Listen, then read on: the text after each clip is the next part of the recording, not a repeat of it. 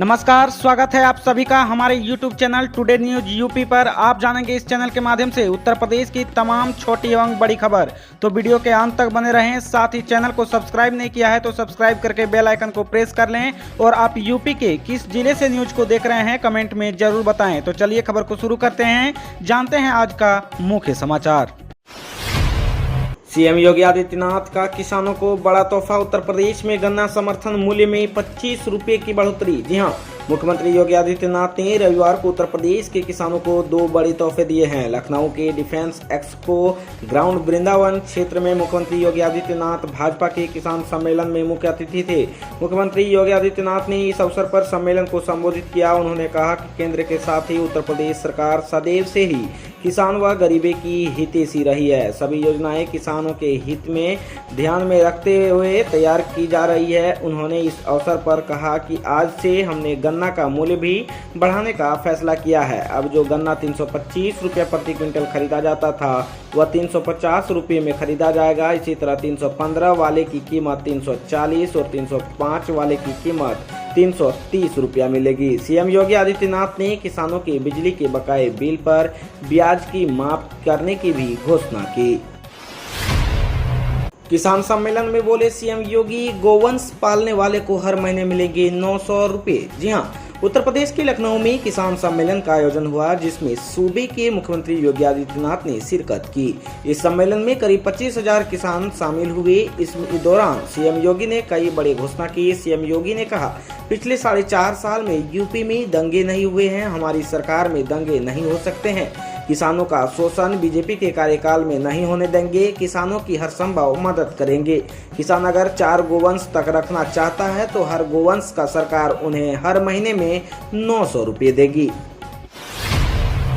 मजदूर किसान महापंचायत में भी मांगा एमएसपी पर कानून। जी हां, मजदूर किसान समिति के बैनर तले राजकीय इंटर कॉलेज के मैदान में रविवार को आयोजित विशाल किसान महापंचायत में आध्यात्मिक किसान नेता चंद्र मोहन ने कहा कि एमएसपी पर फसल की बिक्री करना किसान का हक है। सरकार व्यवस्था करे कि किसान को उसकी फसल का न्यूनतम समर्थन मूल्य मिले। उन्होंने वेस्ट यूपी में हाईकोर्ट की बेंच की मांग की। गटवाला खाप के चौधरी बाबा राजेंद्र सिंह ने कहा कि राजकीय इंटर कॉलेज के मैदान पर आज असली किसान महापंचायत हो रही है। उन्होंने प्रदेश के मुख्यमंत्री को चेतावनी देते हुए कहा कि जल्द से जल्द किसानों की मांग पूरी की जाए, नहीं तो किसान लखनऊ आना भी जानता है।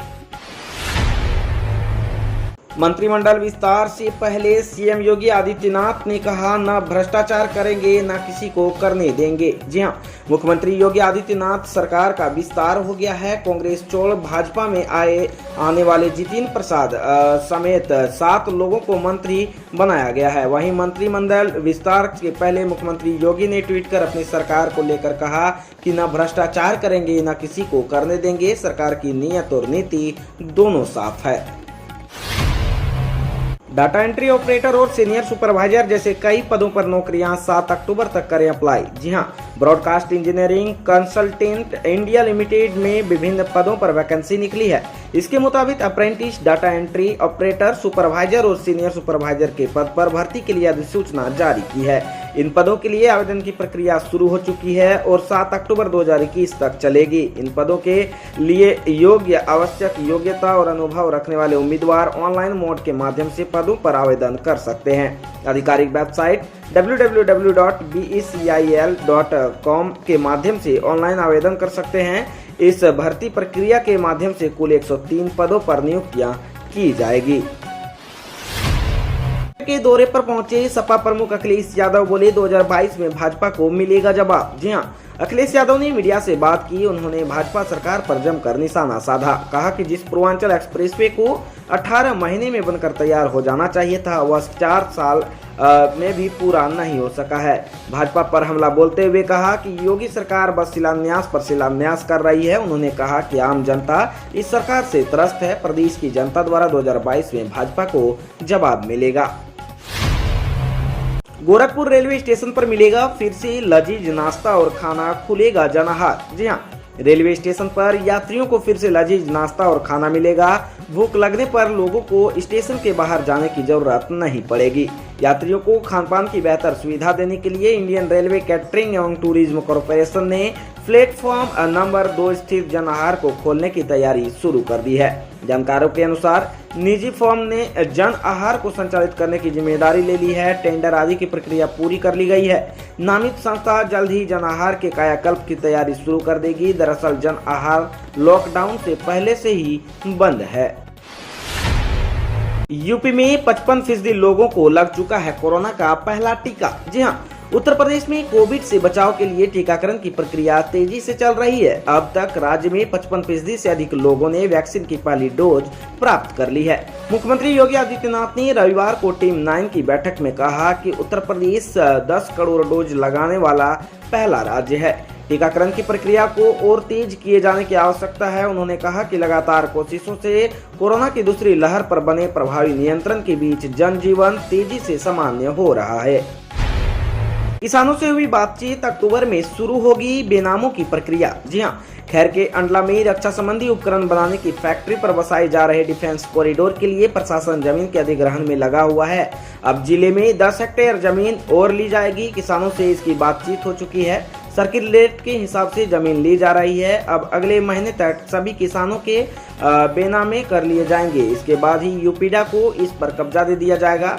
किरतपुर निवाना में इस जमीन का अधिग्रहण हो रहा है। इसके साथ ही दोस्तों, 3 दिनों के अमेरिकी दौरे के बाद स्वदेश लौटे पीएम मोदी स्वागत के लिए जेपी नड्डा थे मौजूद। जी हां, 3 दिन के अमेरिकी दौरे की समाप्ति के बाद प्रधानमंत्री मोदी भारत लौट गए हैं। दिल्ली के पालम एयरपोर्ट पर विमान उतरने के बाद भाजपा के राष्ट्रीय अध्यक्ष जेपी नड्डा समेत कई नेताओं ने पीएम मोदी का जोरदार स्वागत किया। वहीं पीएम मोदी ने भी वहां मौजूद लोगों का आभार व्यक्त किया। इस दौरान जेपी नड्डा ने लोगों को संबोधित करते हुए कहा कि पीएम मोदी की 5 दिवसीय अमेरिकी यात्रा यह साबित करती है कि पीएम मोदी के नेतृत्व में दुनिया भारत को अलग तरह से देखती है। करोड़ों भारतीयों की ओर से हम उनका वापस स्वागत करते हैं। उन्होंने कहा कि अमेरिकी राष्ट्रपति जो बाइडेन के साथ पीएम मोदी की दोस्ती नहीं है और उनका पुराना रिश्ता है। अमेरिकी राष्ट्रपति ने भी यही दोहराया है। उत्तर प्रदेश की तमाम बड़ी खबरों से अपडेट रहने के लिए हमारे चैनल टुडे न्यूज को सब्सक्राइब करें और बेल आइकन को दबाना ना भूलें।